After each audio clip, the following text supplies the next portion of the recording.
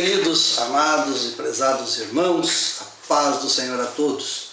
Estamos aqui mais uma vez a meditar na Palavra de Deus e queremos nessa oportunidade meditar com vocês acerca da 13ª e última lição desse nosso trimestre, que seria, como eu gosto de frisar, levada até os irmãos no próximo domingo, dia 28 de junho, porém, com esse distanciamento social que nós estamos enfrentando, não nos será possível, mais uma vez, nos reunir presencialmente para meditarmos nessa lição. Mas, em todo caso, estamos aqui para vos falar a respeito dessa lição e levar até você conhecimentos importantíssimos para a nossa vida diária, a nossa vida espiritual, porque, como todos nós sabemos, estamos enfrentando momentos muito difíceis e que não é novidade para o ser humano, né? Sempre temos esses momentos difíceis, como é o tema que nós temos aqui para falar nessa noite, nesse dia com você, sobre esta lição importantíssima. O título da nossa lição, de número 13, diz assim: a batalha espiritual e as armas do crente. O apóstolo Paulo, nós estamos estudando a carta do apóstolo Paulo aos Efésios, e estamos chegando finalmente no capítulo 6 do seu livro, que é o último capítulo dessa carta do apóstolo Paulo aos Efésios. Debatemos muitos assuntos, e basicamente nessa carta do apóstolo Paulo aos Efésios, ele coloca o relacionamento de Cristo com a sua igreja.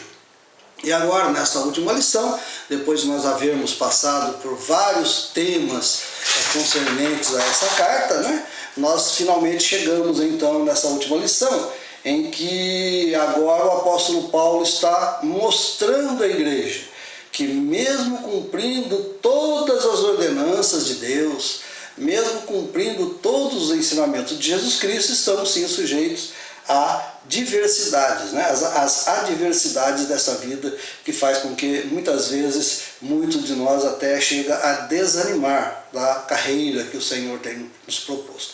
Mas nessa lição estaremos falando então sobre a batalha espiritual e as armas que o crente possui para enfrentar essas batalhas. Muito bem, nós vamos trazer aos irmãos então o que está registrado em nossa revista da Escola Bíblica Dominical. O texto áureo desta lição, ele nos fala o seguinte, está lá em Efésios capítulo 6, verso 11 da nossa Bíblia Sagrada. Diz assim: revesti-vos de toda a armadura de Deus, para que possais estar firme contra as astutas ciladas do diabo. Efésios 6 e 11. A verdade prática, o autor da nossa lição coloca da seguinte forma: o uso da armadura de Deus assegura a vitória do crente no campo da batalha espiritual. A leitura bíblica em classe, para nós meditarmos nesse assunto, se encontra registrada no capítulo 6 da carta do apóstolo Paulo aos Efésios, do versículos 10 até o 20. Você pode acompanhar no seu lar, pode acompanhar enquanto estamos fazendo essa aula, pode fazer a sua leitura em casa e você vai então absorver todos esses ensinamentos que o apóstolo Paulo coloca através dessa palavra. A introdução que o autor nos coloca nessa lição é algo bastante comum entre nós. Nós sabemos, vivemos aqui nessa terra, temos experiências nesse mundo, e Deus nos colocou aqui nesse mundo com um objetivo. Mas a nossa carreira aqui nesse mundo, o tempo que nós passamos aqui neste mundo, acaba se tornando inevitável que a gente entre em conflitos. E a maioria dos conflitos que nós nos pegamos, às vezes, pensando, são exatamente os conflitos espirituais, não é? Quando temos os problemas materiais, embora nós dependamos exclusivamente em toda a nossa existência da bondade de Deus, do amor de Deus e daquilo que Ele tem feito por nós, é bem verdade que muitas coisas nós resolvemos através do nosso conhecimento, da sabedoria que Deus nos deu e até mesmo pela forma que Deus fez o homem, um ser inteligente, um ser racional, um ser que sabe sim se programar, sabe fazer as coisas direitinho, mas também é limitado. E tudo isso nós fazemos porque temos essa inteligência que nos foi dada por Deus. Mas por outro lado, os problemas que mais nos afligem não são de ordem materiais muitas vezes. São os de ordem espiritual. Pode até parecer um paradoxo, você vai me dizer, mas o problema financeiro que eu estou enfrentando em virtude dessa pandemia tem me tirado o sossego, tem me dado problema. Isso não é um assunto espiritual, é um assunto material. Nós estamos sem dinheiro, estamos passando necessidade, enfim, tanta coisa que acontece, nós não temos muito o que fazer. Mas eu quero dizer a você que mesmo quando você está diante desses problemas aparentemente materiais, que é realmente algo inerente a este mundo, que diz respeito a essa matéria, nós estamos sofrendo nessa matéria, nesse corpo, né?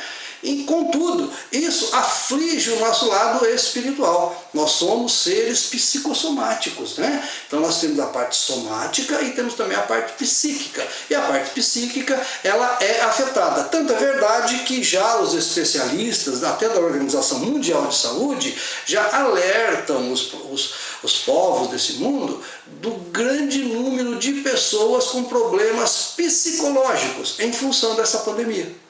Então nós vemos que os problemas, embora materiais, afetam de certa forma a nossa parte espiritual, nossa parte psíquica, não é? Então, para esse tipo de enfrentamento, nós temos que estar preparados também.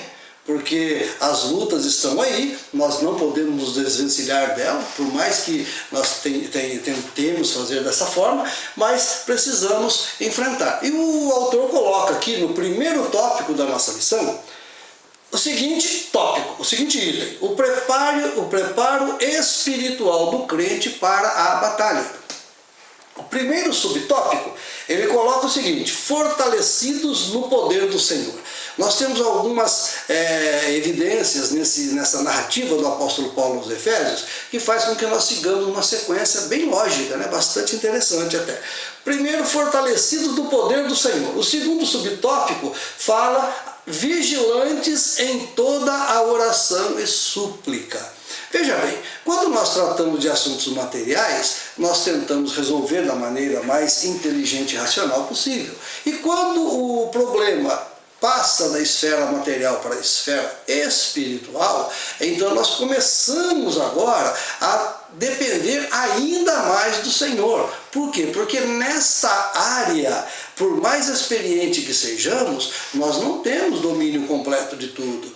Nós não sabemos quais são as consequências, muitas vezes, é bem verdade que algumas consequências são lógicas, do pecado traz a morte, né, por exemplo, é bíblico isso, mas nós não temos capacidade, muitas vezes, de prever como que o nosso ser interior se comportará diante de uma adversidade. Então, neste momento, é que nós temos que estar preparados e tomar como base os ensinamentos do apóstolo Paulo aqui na carta aos Efésios, capítulo 6, que nós estamos estudando nesta oportunidade. Então, nós temos que estar, primeiro, fortalecido no poder do Senhor. Essa expressão fortalecido, ela é uma expressão bastante forte, porque ela significa fortalecidos em alguém, né? Nós estamos fortalecidos em alguém. Nós temos um subsídio aqui dizendo o seguinte: quando ele diz o termo usado pelo apóstolo Paulo, no grego é endinamoste. Esse termo, ele significa ser dotados de força em algo ou em alguém. Também significa ser fortalecido, e ele emprega esse termo exatamente com essa força. Nós temos que nos fortalecer em. Não é nós nos fortalecermos em nós mesmos, não é nós nos tornarmos mais preparados intelectualmente, não é nós nos tornarmos mais independentes, não. É nós estarmos fortalecidos exclusivamente em Deus, porque no campo espiritual nós não temos domínio sobre esse lado. Se nós não dependermos de Deus, o nosso fracasso será fatal, né? Muito bem, então fortalecidos no poder do Senhor, está no verso 6, no capítulo 6, do verso 10, a parte A do versículo, sendo depois fortalecidos no Senhor, que faz parte da nossa leitura bíblica. Então nós temos esse primeiro tópico já nos dando uma dica, que para nós estarmos preparados para enfrentarmos certos problemas, temos que estar preparados e fortalecidos no Senhor, ok?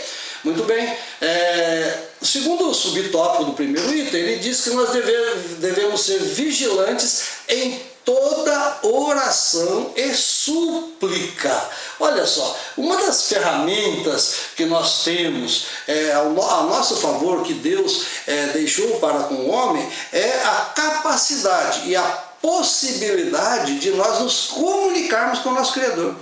É interessante isso, porque às vezes nós usamos a oração para tantos fins, com tantas finalidades, e acabamos não compreendendo que nós temos um privilégio de ter o contato direto com Deus. Então a possibilidade de nós orarmos ao Senhor, ela é de muita valia para a nossa vida espiritual. Então nós podemos estar vigilantes em toda oração e súplica. A oração é aquele momento que nós fazemos, que nós temos diante de Deus, e eu quero dizer a você que a oração é uma via de mão dupla, né? Não é só você falar com Deus e suplicar e pedir, mas também ouvir o que Deus tem a dizer para você. Então você olha para mim e diz: mas pastor, eu oro tanto e não ouço Deus falar comigo. Olha, meu querido irmão, Deus fala conosco de diversas formas. Nós esperamos muitas vezes ouvir um som como de trombeta, como voz de muitas águas, como João viu na sua visão do Apocalipse, Deus falando diretamente conosco, gritando aos nossos ouvidos, falando tanta coisa, e nos esquecemos que Deus fala conosco até no silêncio. Às vezes, quando estamos orando, nós não percebemos, mas Deus está querendo falar conosco. Por exemplo, nessa noite, nessa oportunidade, eu posso dar um exemplo para você. Tinha um garotinho que chegou na escola para fazer uma prova, né? E aí, de repente, ele falou para a professora que não sabia nada da matéria. Mas a professora falou assim: mas você teve bastante tempo, por que você não estudou? Minha mãe bem que falou para mim isso, mas eu resolvi atender a voz do meu coração. Então o que eu fiz? Eu fui orar a Deus para que Ele me ensinasse. E eu não tive tempo então de estudar. Bem que a minha mãe falou.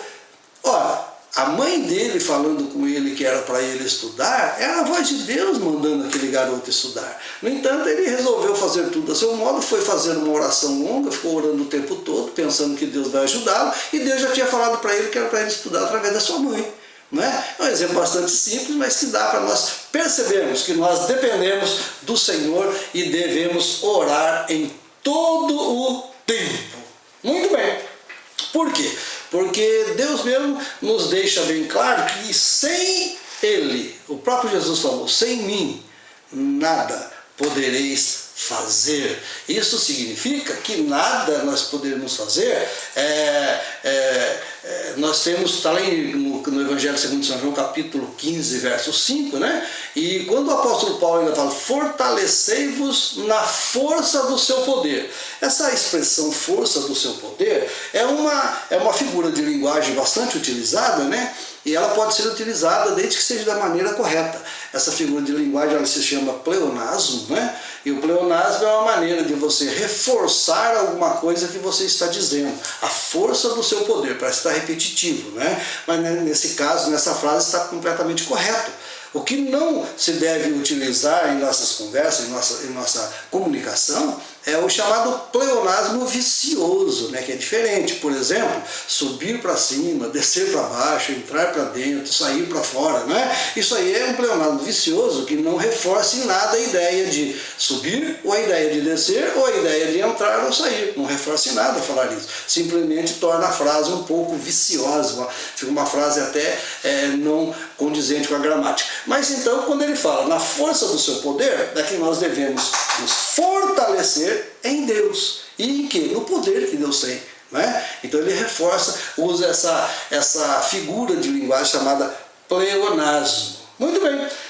O segundo tópico da nossa lição é uma coisa muito interessante.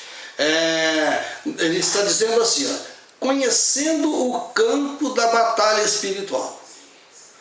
Nós sabemos que nas estratégias bélicas, os grandes estudiosos de de guerra, né? Os grandes generais, os grandes comandantes de exércitos, eles são preparados para conhecer todos os aspectos que envolvem uma batalha, uma guerra.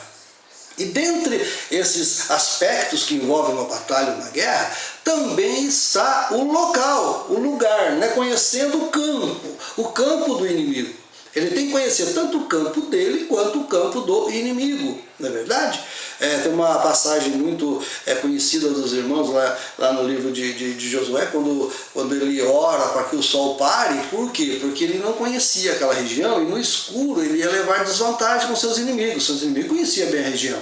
Então ele ora para Deus e até mesmo nesse momento, com o poder de Deus, a Bíblia diz que Deus para o sol e para a lua, embora essa analogia é uma metáfora, né? Porque na realidade ele parou foi o universo, porque não tem como parar só um ponto, né? O universo inteiro se movimenta sincronizado, então nós entendemos que ele parou todo o universo só para que o seu servo tivesse vitória. Por quê? Porque Josué não conhecia aquele campo de batalha tão bem que no escuro ele pudesse se movimentar com segurança. Então ele pede para que Deus permaneça com o sol a pino, para que ele pudesse então batalhar contra os seus inimigos e assim puderam vencer.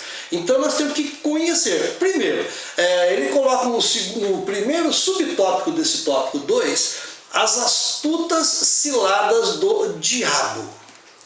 Meus queridos irmãos, o diabo ele é astuto em todos os aspectos. Nós poderíamos colocar aqui para os irmãos, né? Ele coloca aqui, por exemplo, que os nossos inimigos são astutos e que primeira coisa ele faz é confundir a mentira com a verdade. Ele trabalha muito essa ferramenta, né? Ele pega uma verdade, lança uma verdade para os seus servos, para os servos de Deus, e os servos de Deus captam aquela mensagem, mas aquela mensagem ele deturpa a mensagem para fazer com que desvie o caminho dos servos de Deus. Então ele confunde mentira com a verdade, ele pode também deturpar as escrituras. Aliás, é o método mais frequente utilizado, né? Nós encontramos tanta gente dizendo-se teólogos e pegando a palavra de Deus e distorcendo, deturpando as escrituras. E dessa deturpação nós já temos na história da humanidade que nasce tantas seitas heréticas, não é verdade?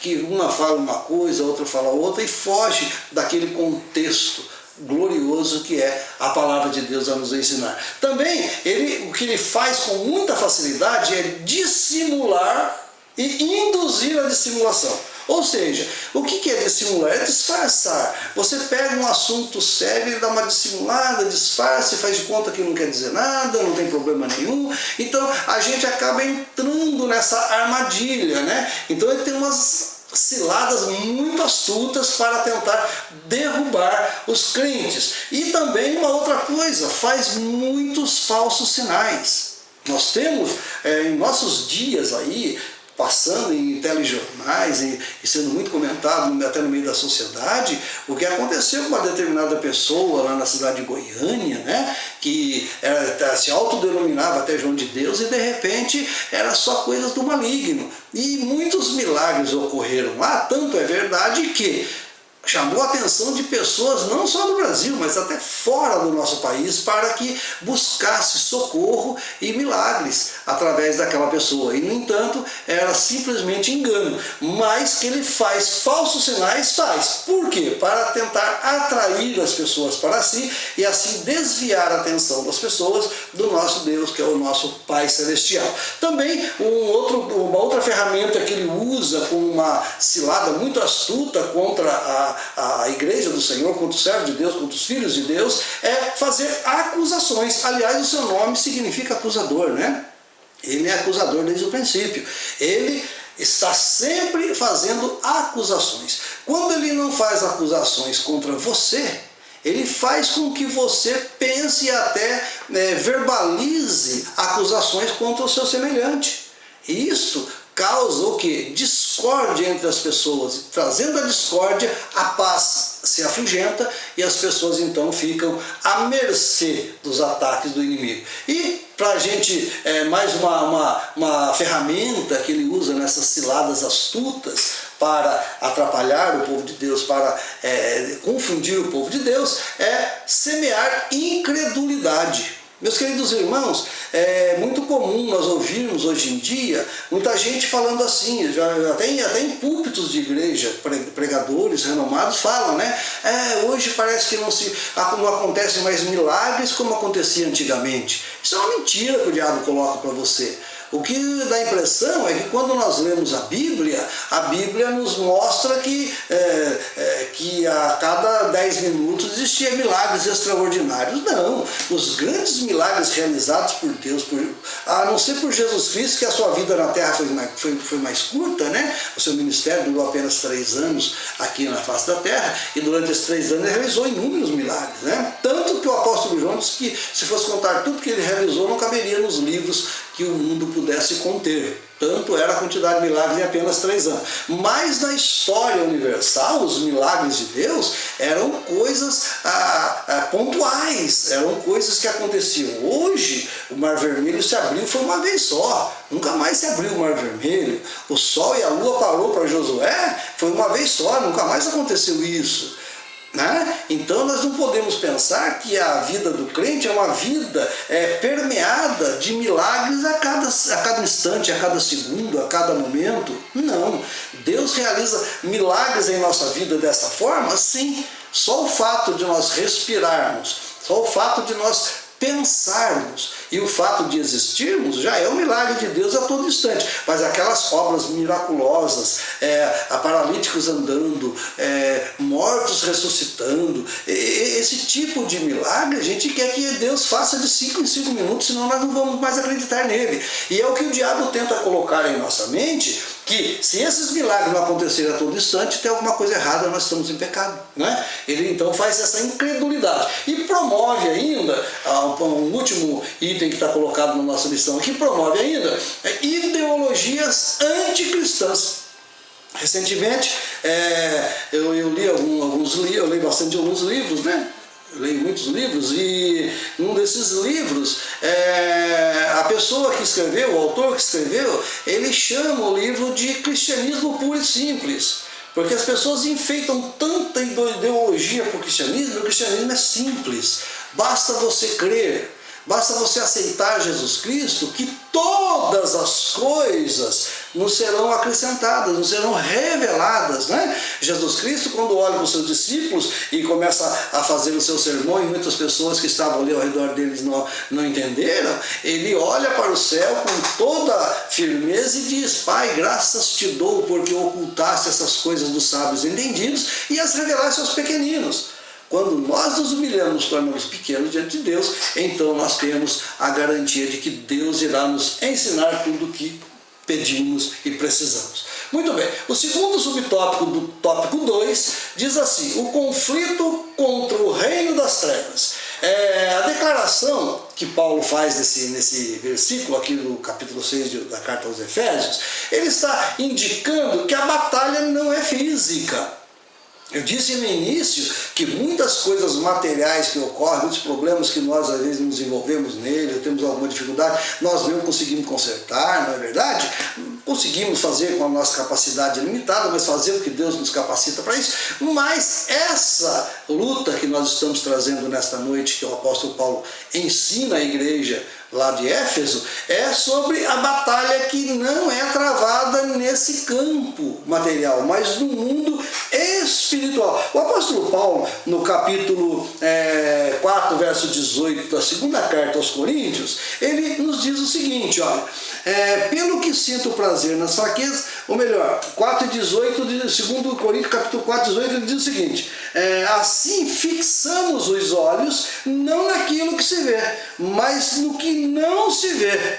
O que vê é transitório, mas o que se vê é eterno. Ele está falando de vida eterna, mas também chamando a nossa atenção que nós devemos sim nos precaver, não só daquilo que nós vemos, mas também daquilo que nós não vemos, que está na esfera espiritual. Então é nesse campo de batalha que nós estamos nessa oportunidade aprendendo com o apóstolo Paulo, segundo a sua carta aos Efésios, como nos dar bem, né? Nós temos que saber algumas coisas aqui a mais, que o terceiro subtópico do tópico 2 diz assim, olha, as agências das potestades do ar. Paulo identifica as forças do mal que marcham contra a igreja, São os principados, as potestades, os príncipes das trevas deste século e as hostes espirituais da maldade. Capítulo 6, verso 12 da carta aos Efésios. Muito bem, eles são poderosos, primeiro. Em segundo lugar, são malignos. Em terceiro lugar, são astutos. Nós já vimos algumas astúcias que o diabo utiliza para tentar nos derrubar. E aqui estamos, então, trazendo, mais uma vez, mostrando que a sua astúcia, ela é maligna, né? Além de maligna, elas são poderosas. Nós não temos como lutar contra isso se nós formos confiar em nossa própria capacidade e força. Muito bem, nós vamos partir para o terceiro tópico, né, principal dessa lição, que diz as armas espirituais indispensáveis ao crente. Olha, meus queridos irmãos, uma das coisas que mais afeta a vida do crente, principalmente, é quando ele aceita Jesus Cristo como seu Salvador. Normalmente as pessoas, quando assim aceitam, estão num momento de uma dúvida muito grande, né, entre o certo e o errado, o bem e o mal, entre Deus e o mal, enfim, a sua dúvida espiritual o traz para essa esfera, e ele então aceita Cristo. E quando ele aceita Cristo, normalmente é apresentado para ele que todos os problemas dele serão resolvidos. Não é? Então passa-se uma semana, aquela semana do primeiro amor que nós chamamos, né, que nós nunca fujamos dele, mas acontece, não é difícil de acontecer com todos nós, não. Mas aquele entusiasmo inicial, aquela magnitude do poder, parece que clareia tudo em nossa vida, a gente fica tão animado, né, que a gente acaba pensando que nunca mais vai ter problema, e de repente a gente enfrenta a primeira luta, né? Parece que não vai dar mais nada certo. Parece que já está acabando tudo, mas esses altos e baixos, muitos acham que está errado alguma coisa na vida, porque não pode ter altos e baixos. Mas aqui nesse mundo é uma coisa tão clara que nós temos que perceber que os altos e baixos é a coisa mais natural que tem. E eu vou dizer mais uma coisa para você. Eu creio até que o inimigo não gosta quando nós estamos nessa fase mais baixa. Porque se nós estivermos verdadeiramente ensinados, como nós estamos aprendendo nessa lição, o inimigo sabe que quando nós estamos aqui embaixo, né, nós estamos então fraquinhos. Mas quando nós estamos fraquinhos, mas estamos firmados na fé em Deus, em Jesus Cristo, nós somos fortes. É o versículo que eu ia ler agora há pouco aqui, deixei para ler agora, né? Está no capítulo 12, verso 10 da segunda carta de Paulo aos Coríntios, que ele diz assim, ó, pelo que sinto prazer nas fraquezas, nas injúrias, nas necessidades, nas perseguições, nas angústias por amor de Cristo. Porque quando eu estou fraco, então eu sou forte. E o inimigo sabe disso, viu? Ele às vezes, quando você está fraquinho assim, tenha essa arma do seu lado. Ele sabe que nesse momento de fraqueza é o momento que você mais depende de Deus. E se você assim proceder, ele sabe que a vitória vai ser sua. Então pode acontecer até do inimigo proporcionar a muitas pessoas nunca se sentir fraco, sempre se sentir autossuficiente, né? O orgulho, acima de tudo, aliás, foi a causa da queda dele lá no Éden. Então, quando nós falamos das armas indispensáveis, são essas armas que temos que ter de sabermos que dependemos exclusivamente de Deus. De nossa própria força, nós nada podemos fazer, né? Então, o primeiro subtópico do tópico 3 da nossa lição, fala da armadura completa de Deus. Olha, a armadura do grego, né, ela significa panóplia, e ela se refere não somente a uma peça, mas a toda a vestimenta de um soldado preparado para a guerra. E ele está baseado, é claro, né, na época dele, num traje romano, num traje de guerra romano, um soldado romano completamente equipado para enfrentar uma batalha, para enfrentar a guerra. E quando ele fala dessa forma, né, ele orienta, então, que nós devemos tomar a armadura de Deus. Olha, irmãos, tomar a armadura de Deus significa que nós não dependemos das nossas armaduras. Porque eu posso muito bem contra o meu problema de visão, colocar um óculos e melhorar isso. Eu posso muito bem, contra o meu problema de audição, colocar até um aparelho auditivo que existe hoje, são muito modernos, e melhorar esse problema.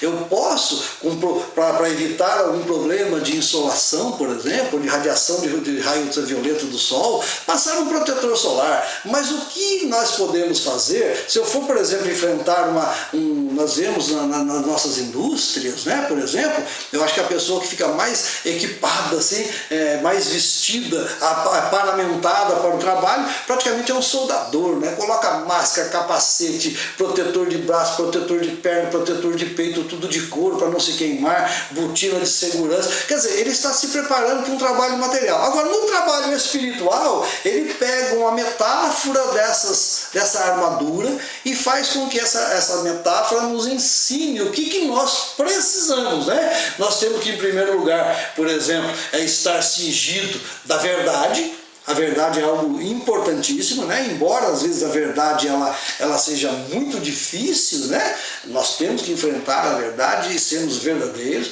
Fala também sobre a vestidura, vestir a couraça da justiça para nos proteger, né? A couraça da justiça é como se fosse um colete à prova de balas hoje, né? Do vestimento do romano, traduzindo para hoje. Isso aí, ela protege os órgãos vitais contra os objetos que são atirados contra o corpo do homem. Isso mostra que nós devemos, então, ter a justiça de Cristo, né?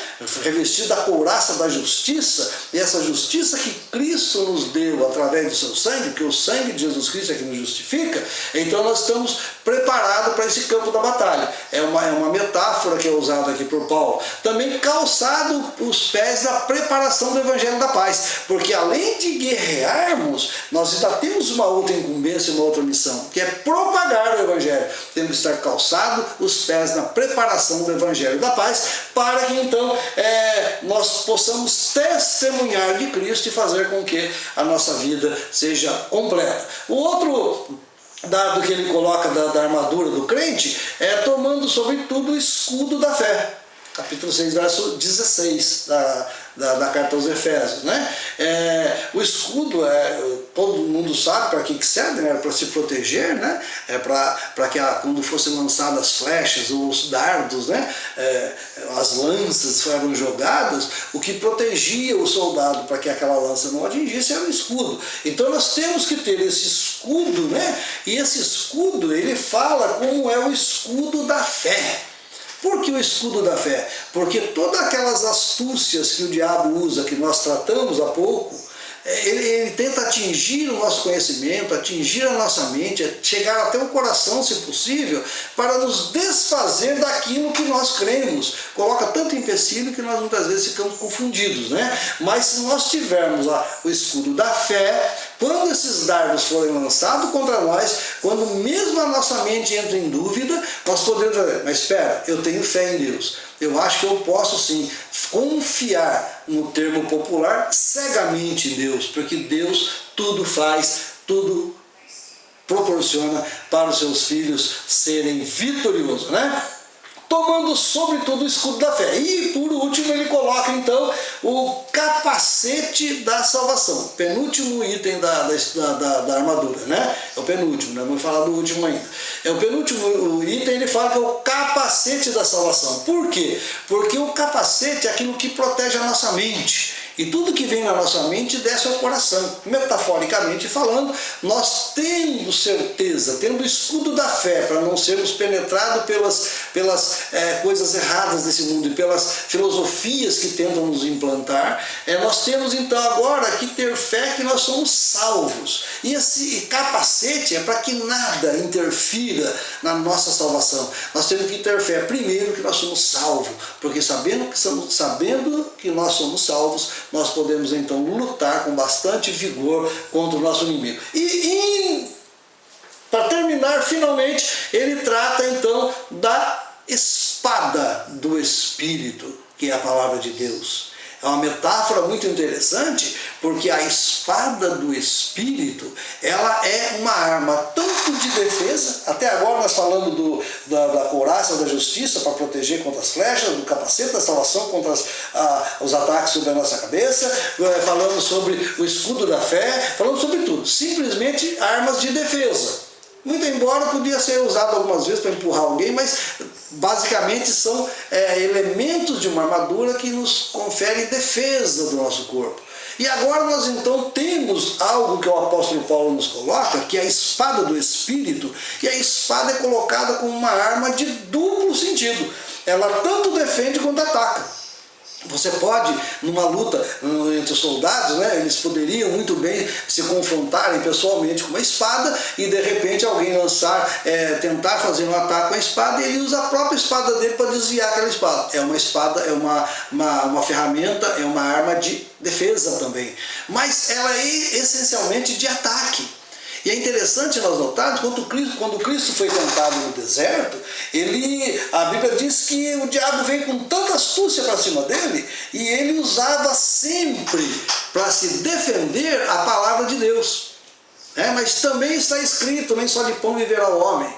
E eu fico bastante animado quando eu vejo que quando foi o ataque final do diabo contra Jesus Cristo, a defesa dele, que era a palavra de Deus, ele usou como ataque contra o inimigo e destruiu o inimigo. Ele disse o seguinte: olha, também está escrito, não tentarás o Senhor teu Deus, vai-te Satanás. A palavra de Deus acabou então com aquela argrúria da tentação no deserto que Jesus Cristo viveu. Meus queridos e amados irmãos, nós temos então essa espada que ela é usada tanto para defesa quanto para ataque, então nós temos que resistir às ciladas do diabo com a espada também, e com a palavra de Deus, e também podemos usar a própria palavra de Deus, que ela é poderosa para destruir e derrubar as fortalezas de Satanás. Eu quero ler para os irmãos que é a conclusão que está aqui na nossa lição, e nós queremos encerrar essa lição por hoje, até porque o nosso tempo não nos permite ir mais além, e diz a conclusão, o autor coloca da seguinte forma, ele então coloca assim para nós: a vitória da Igreja de Cristo contra as forças do mal é garantida pela sobreexcelência e grandeza de Deus. Dependemos de Deus e do seu poder para que nós vençamos. Os ardis de Satanás não podem ser subestimados. Nós dizemos desde o início que nós temos que conhecer essas astutas ciladas do diabo para que nós não venhamos a cair nelas. E também o reino dos céus, do reino das trevas, não deve amedrontar o cristão, embora nós possamos até muitas vezes sentir temor e tremor até diante das dificuldades, mas nós devemos confiar em nosso Salvador, em nosso Deus. As Escrituras convocam o salvo a combater e a vencer as potestades do ar, revestidos com a armadura de Deus. Que Deus possa em Cristo abençoar você grandemente. Chegamos ao final de mais um trimestre, em breve estaremos já iniciando um novo ciclo de lições, agora no próximo domingo, além desse, no mês de julho, e estaremos com certeza trazendo a vocês diversos assuntos sobre outros temas de muita valia e muito importante para a nossa vida, e também para que nós possamos aprender a cada dia mais estarmos dispostos a confiar no Senhor.